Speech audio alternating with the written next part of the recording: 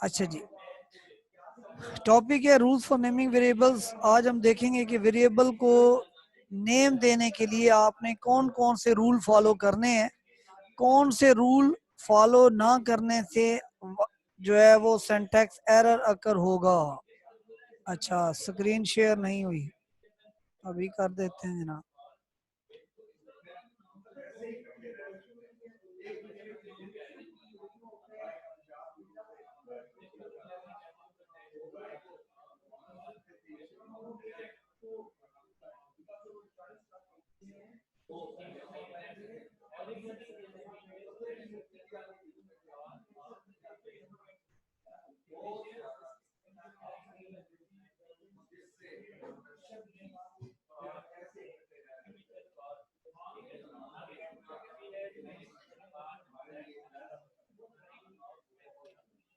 हाँ जी, अब screen share हुई है सबको?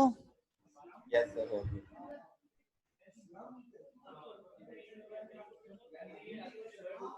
Yes sir. ओके, करते हैं। टॉपिक है आज का rules for naming variable.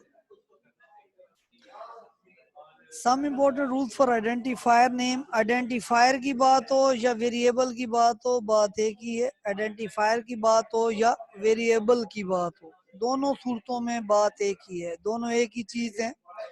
Some important rules for identifier oblique variable names are as follow. Number one, the identifier name must consist of alphabetic characters, digits or underscore.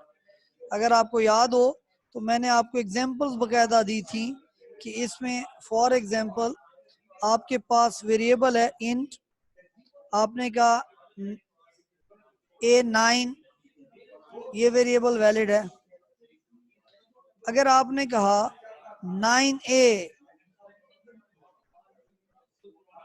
Int 9A, तो आपको याद होगा मैंने कहा था बेटा जी ये इनवैलिड वेरिएबल नेम है, जबकि ये आपके पास जो है वो वैलिड है। अच्छा, अंडरस्कोर कैसे जी? आपने कहा इंट obtained अंडरस्कोर मार्क्स, ठीक है, तो ये भी आपके पास क्या है, वैलिड है। आपने वेरिएबल के शुरू में रख दी इंट अंडरस्कोर मार्क्स, तो भी ये वैलिड है,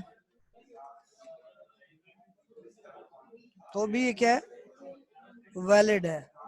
लेकिन अगर आप इसके अंदर, अब अंडरस्कोर कॉमनली हम यूज नहीं करते, याद रखिएगा। वेरिएबल, कभी भी वेरिएबल का नाम रखते हुए अंडरस्कोर हम स्टार्ट में रखते नहीं है, लेकिन कोई ये पूछे कि रखा जा सकता है तो बिल्कुल रखा जा सकता है, ठीक है। तो ये आपके पास क्या है, आपके पास एग्जांपल्स हैं। ये फर्स्ट रूल के हवाले से आपने जब भी कोई रूल लिखना है उसके एग्जांपल्स जो हैं वो जरूर मेंशन करनी है। सेकंड है द रिजर्व्ड यानी keyword can not be used as an identifier name. मसलन आपके पास फॉर एग्जांपल रिजर्व वर्ड क्या थे आपके पास? रिजर्व वर्ड थे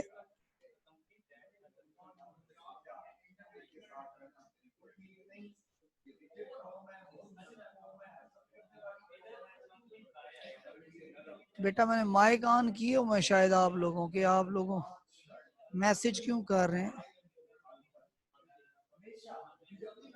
हाँ जी, माइक ऑन हो गए सबके?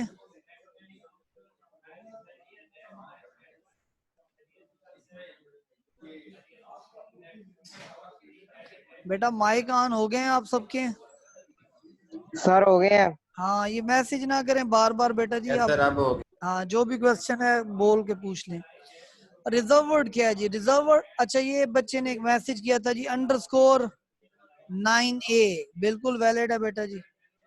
आपने लिखा इंट अंडरस्कोर 9A, अब ये वैलिड क्यों है? याद रखिएगा, हमने ये कहा था कि वैलिड होने के लिए आपका variable name should start from the alphabet और अंडरस्कोर।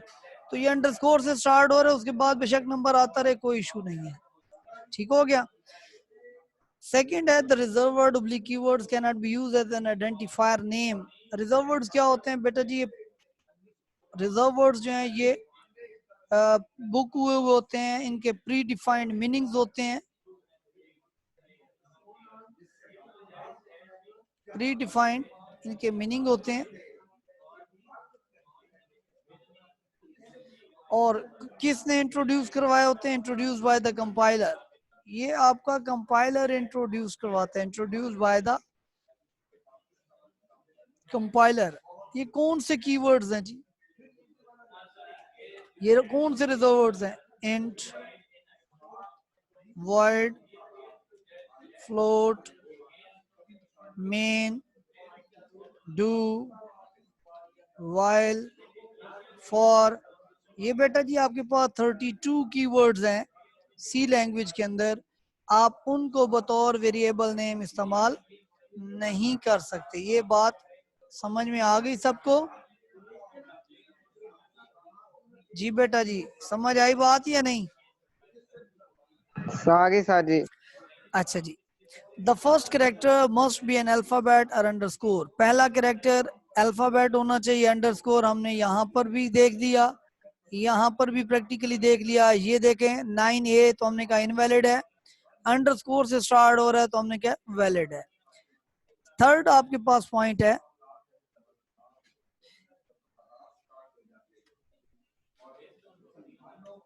अच्छा जी, थर्ड आपके पास है N identifier in C language may consist of 31 characters if the name is longer than 31 characters।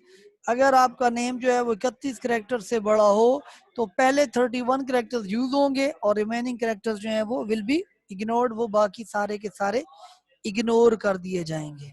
ठीक है, इसके बारे में मैंने लास्ट टाइम आपको एग्जांपल भी देकर बताई थी, मैं दोबारा भी आपको बता देता हूँ। अच्छा जी, इसमें फॉर एग्जांपल आपने कहा int obtained marks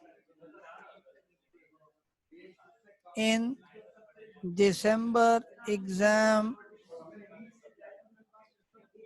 2020 superior college equal to, और आगे आप लिख रहे हैं जी के 20 मार्क्स हैं, ये 200 मार्क्स हैं। अब बेटा जी ये वेरिएबल जो है ये काफी लॉन्ग वेरिएबल है, जब आपने इसकी वैल्यू प्रिंट करवानी है तो फिर आपको ये दोबारा लिखना पड़ेगा, printf result equal to percentage and ही, और यहाँ पर पूरा वेरिएबल नेम लिखना पड़ेगा, obtained marks in December exam 2020 superior college. तो बेटा जी ये आपका आउटपुट स्क्रीन पर जो रिजल्ट आएगा वो आएगा जी रिजल्ट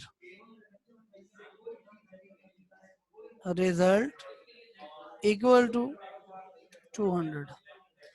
अब सिर्फ ये चीज आपकी आउटपुट स्क्रीन पर शो हो रही है, ठीक है, तो इतना कुछ लिखा, तो बजाय इसके आप इतना बड़ा वेरिएबल डिक्लेयर करें तो आप इसकी जगह ऐसे भी तो लिख सकते हैं, मसलन मैं कहता हूँ इंट obtained अंडरस्कोर मार्क्स 2020, या अगर दिसंबर करना है obtained marks December 20 equal to 200। तो अब यहाँ पर और यहाँ पर देखें कितने ज्यादा कैरेक्टर्स का डिफरेंस है।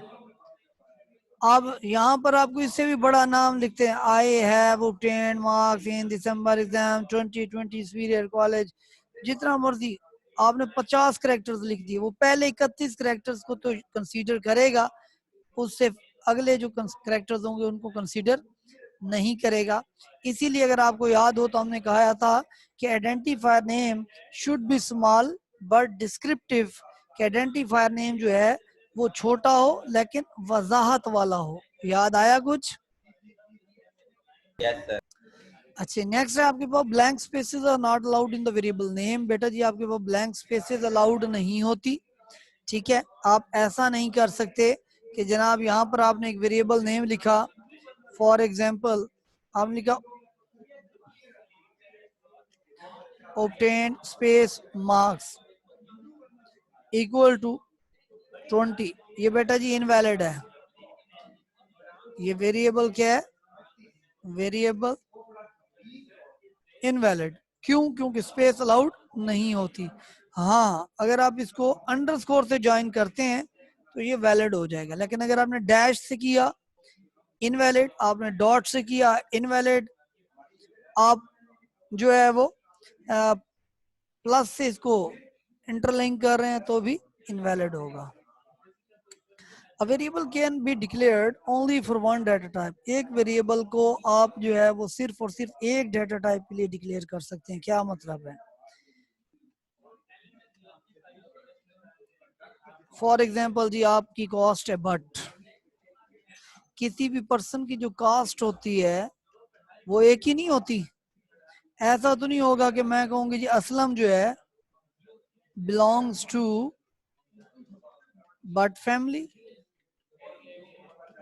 And Cheema family. एक बंदा सिर्फ एक ही कास्ट से बिलोंग कर सकता है, दो कास्ट उसकी नहीं हो सकती। हाँ, सब कास्ट हो जाती है बाद औक़ात, लेकिन सब कास्ट भी उस कास्ट का हिस्सा होती है, वो दो कास्ट नहीं होती। ठीक है, इसी तरह आपका जो वेरिएबल है, फॉर एग्जांपल मैं कहता हूं कि इंट ए, जब मैंने ये वेरिएबल डिक्लेयर किया तो इसको कितने बाइट मेमोरी मिल गई? 2 बाइट। नीचे जाके मैं कहता हूं फ्लोट ए को कितने बाइट मिल गई? 4 बाइट। अब बेटा जी गौर कीजिएगा, कंपाइलर एक है, कंपाइलर एक है। एक स्टेटमेंट कहती है कि ए एक इंटीजर है, इसको 2 बाइट मेमोरी दे दो। फिर स्टेटमेंट कहती है ए एक फ्लोट है, इसको 4 बाइट मेमोरी दे दो। जनाब तो झगड़ा शुरू हो जाएगा। आपके पास जो है मेमोरी लोकेशन एक है,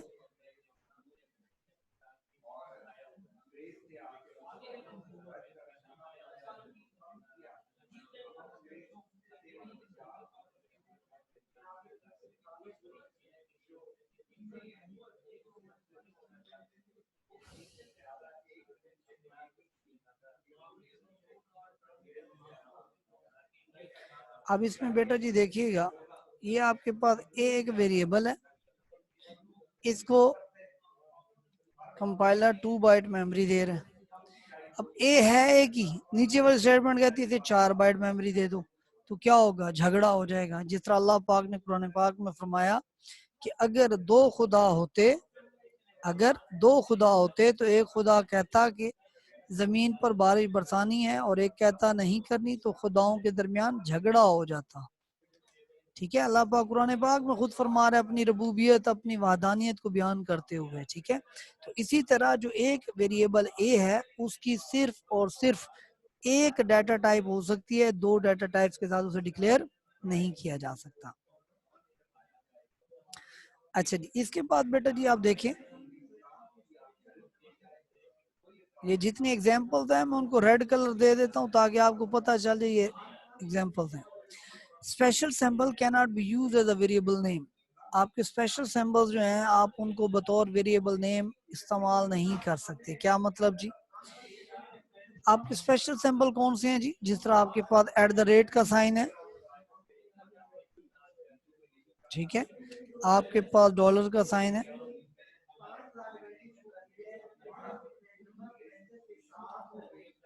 आपके पास एम्परसेंड का साइन है।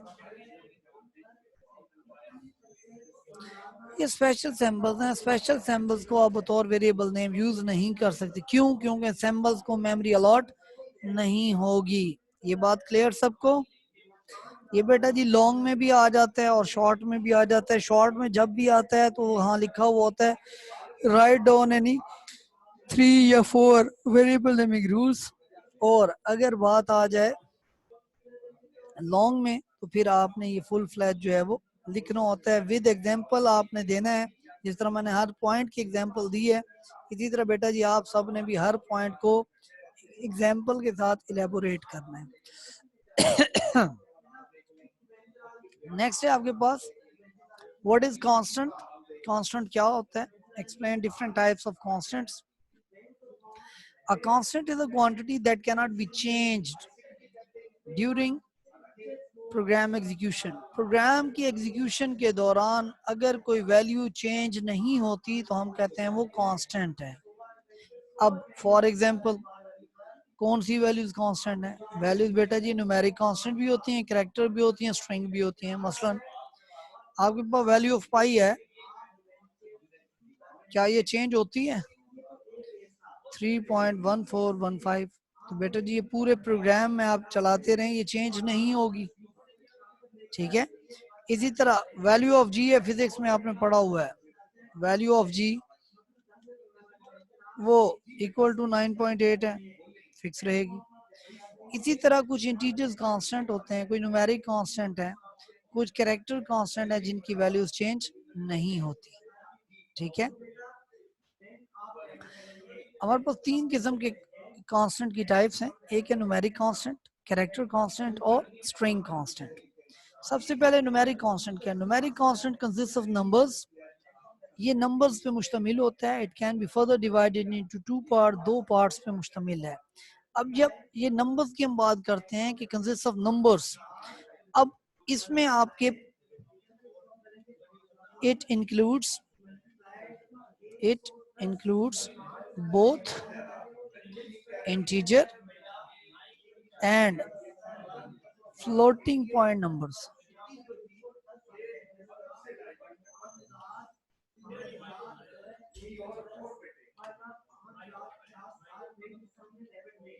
numbers as well as positive and negative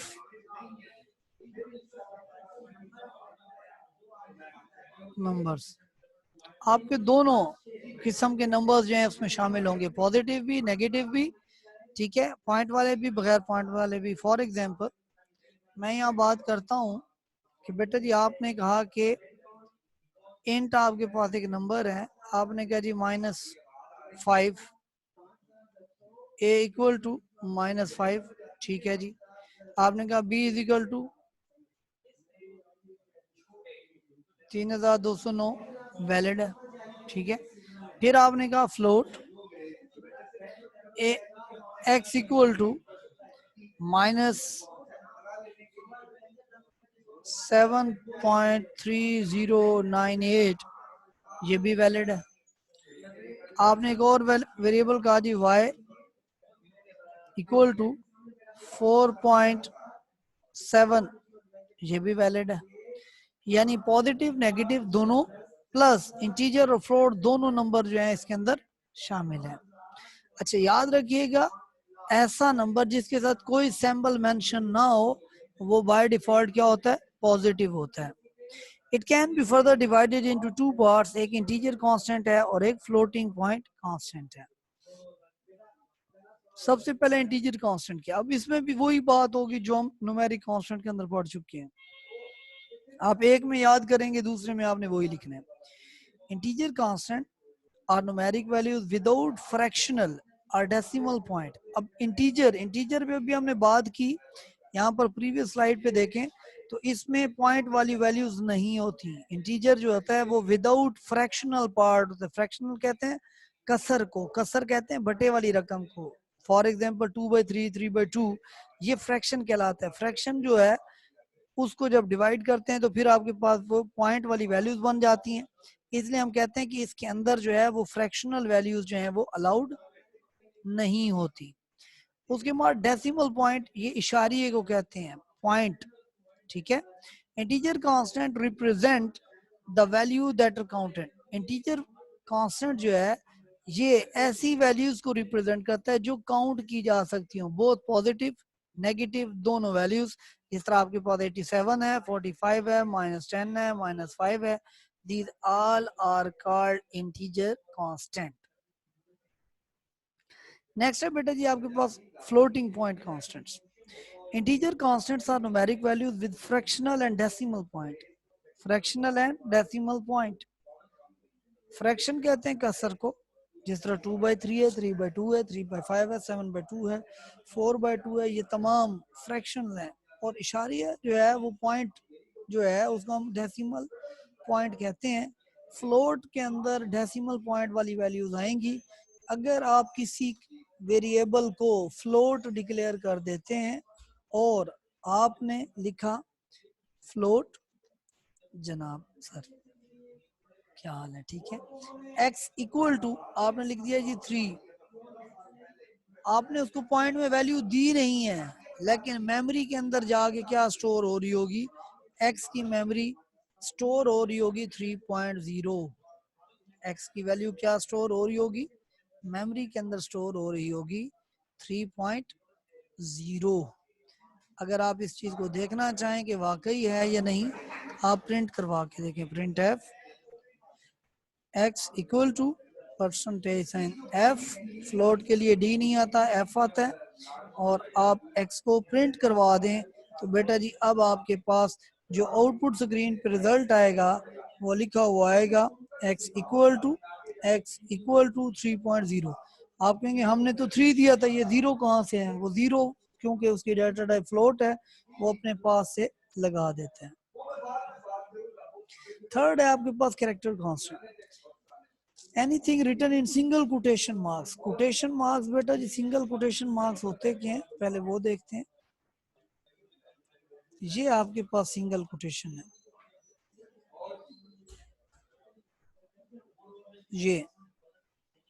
ये सिंगल कोटेशन है। इनके दरमियान में आपने कोई भी कैरेक्टर लिख दिया वो क्या कहलाएगा, कैरेक्टर कांस्टेंट, ठीक है। अब याद रखिएगा सिंगल की बात हुई है, डबल नहीं। अगर आपने इसके अंदर लिख दिया A9 तो ये इनवैलिड हो जाएगा, ठीक है। कैरेक्टर का मतलब ये नहीं है कि अल्फाबेट जिस तरह हैं वो कैरेक्टर्स हैं, आपका 9 भी एक कैरेक्टर है। सिंगल कोट्स में आपने 9 लिख दिया, ये भी एक कैरेक्टर है। आपने सिंगल कोट्स के अंदर आपने हैश लिख दिया, डॉलर साइन लिख दिया, वो भी एक कैरेक्टर बन जाएगा, ठीक है। अगर आपने 1 लिख दिया तो भी वो एक कैरेक्टर है, ठीक है।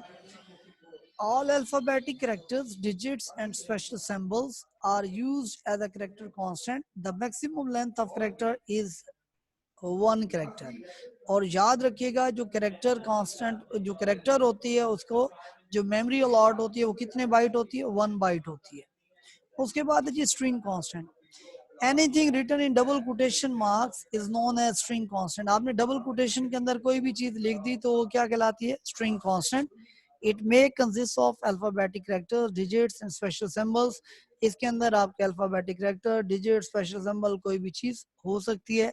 इस तरह नीचे आपके पास एग्जांपल है, पाकिस्तान 1 2 3 99 माल रोड लाहौर, ये तमाम चीजें इसके अंदर स्टोर की जा सकती हैं। ठीक हो गया जी।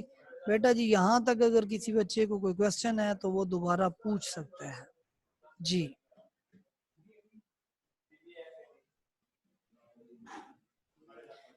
जी बच्चों,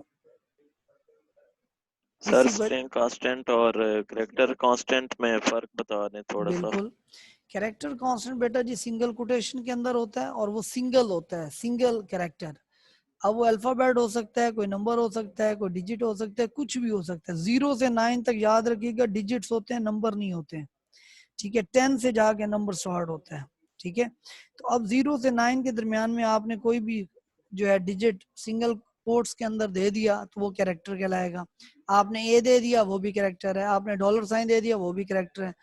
लेकिन अगर इसी ए को, ये जो कैरेक्टर कांस्टेंट है, इसी 1 को या इसी को मैं डबल कोट्स में लिख दूं तो बेटा जी ये क्या बन जाएगा, स्ट्रिंग बन जाएगा।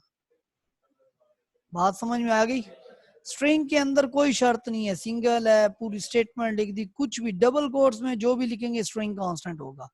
लेकिन सिंगल कोट्स के अंदर अगर जिस तरह ये मैंने यहाँ पर 2 कैरेक्टर्स लिखे हैं तो ये बेटा जी इनवैलिड हो जाएगा। क्लियर होगी बात? Yes sir. हाँ जी, और कोई क्वेश्चन?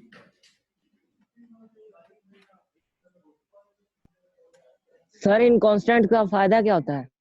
ये बेटा जी आगे पूरी प्रोग्रामिंग है, उसके अंदर हमने वैल्यू कैरेक्टर भी स्टोर करवानी है, फिर उसको प्रिंट करवाना है। जैसा ग्रेड प्रिंटिंग होता है, A grade, B grade, A plus, ठीक है, बी माइनस, ये सारे ग्रेड जो हैं बेटा जी आपके कैरेक्टर्स हैं, इनको किस तरह से प्रिंट करवाना है वहां पर इस्तेमाल होंगे। स्ट्रिंग जो है आपका हाउस का एड्रेस स्टोर करवाना है मसलन, ठीक है, आपका फादर नेम स्टोर करवाना है, आपका नेम स्टोर करवाना है, तो उसके लिए हम स्ट्रिंग कांस्टेंट को इस्तेमाल करेंगे। अगर कोई नंबर स्टोर करवाना है जिस तरह मार्क्स वगैरह, तो वहां पर हम इंटीजर या फ्लोट को इस्तेमाल करेंगे। जी क्लियर हुई बात? Yes sir. जी नेक्स्ट क्वेश्चन।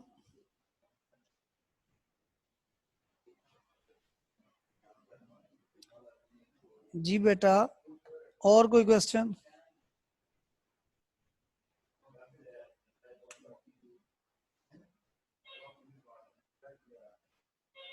ये बेटा जो आपके दोस्त वगैरह जो हैं वो क्लास अटेंड नहीं कर रहे, उन्हें बता दें कि ये बड़े इंपॉर्टेंट लेक्चर हैं, अगर ये मिस हुए तो फर्दर बेटा उनको समझ कोई नहीं आनी, इसलिए उनसे रब्ता करें, उन्हें कहें कि अगर कोई ऐसा इशू है आपके घर आ जाए, ठीक है, कॉलेज आ जाए, कॉलेज में भी आपके लिए जो है वो इंटरनेट की फैसिलिटी अवेलेबल है।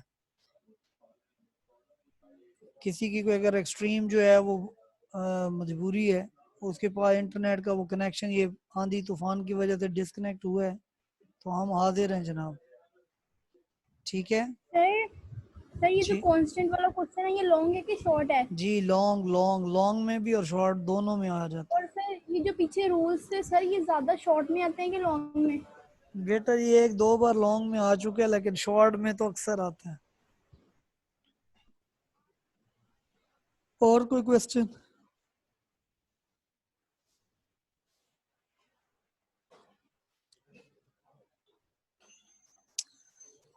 हाँ जी, ईशा, कोमल, इफ्रा, और कोई क्वेश्चन बेटा जी? नो। ठीक हो गया, चलें बेटा, ये सिर्फ 3-4 मिनट रह गए, ठीक है, अगर कोई क्वेश्चन नहीं है तो फिर मैं इसको क्लोज करता हूँ, क्योंकि आपकी नेक्स्ट क्लास स्टार्ट हो जानी है 45 पे, ठीक है। तो ये बेटा जी आपने कल तैयार करना है, कल स्टार्ट से लेकर चैप्टर 9 यहाँ तक प्रिपेयर करके आइएगा, कल क्वेश्चनिंग भी होगी आप लोगों से, ठीक हो गया, एक ओरल सा टेस्ट होगा शॉर्ट सा। Yes sir. ओके बेटा जी, अल्लाह हाफिज। अल्लाह हाफिज। अल्लाह हाफिज सर।